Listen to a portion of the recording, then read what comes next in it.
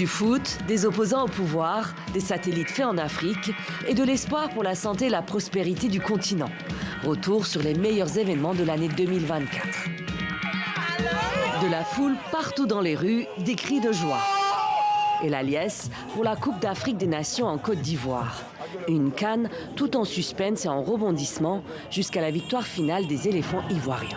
Et on est les vainqueurs d'Afrique. La coupe, c'est pour nous. Une coupe façon coupé-décalé, réussie à tel point que la CAN 2024 a été baptisée la CAN du siècle.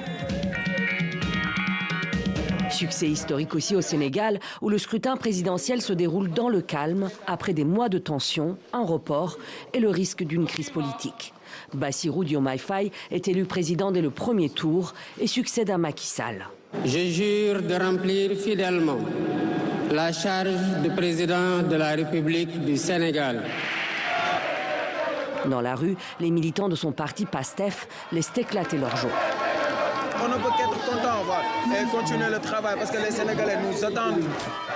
Une transition en douceur, tout comme celle du Ghana, où l'opposant John Mahama remporte la présidentielle face au vice-président et candidat du parti au pouvoir, Mahamudu Bawumia, qui concède sa défaite.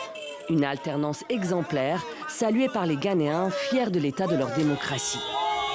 La fête et la fierté aussi dans les rues de Gaborone pour célébrer une transition sans heurts au Botswana après une élection très disputée et remportée par le parti d'opposition l'UDC et son candidat, l'avocat des droits humains, Douma Boko.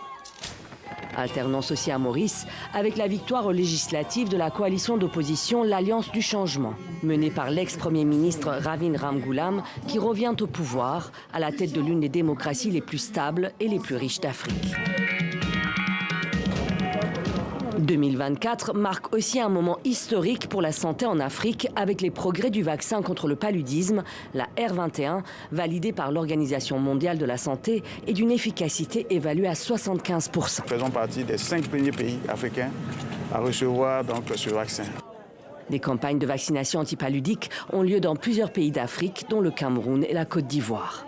Avec elles, un espoir et un soulagement immense pour des millions de parents et d'enfants du continent. Un continent qui part aussi à la conquête de l'espace avec le lancement de plusieurs satellites cette année, dont le Gaïndé-Sat 1A, le premier satellite conçu et fabriqué par des ingénieurs sénégalais.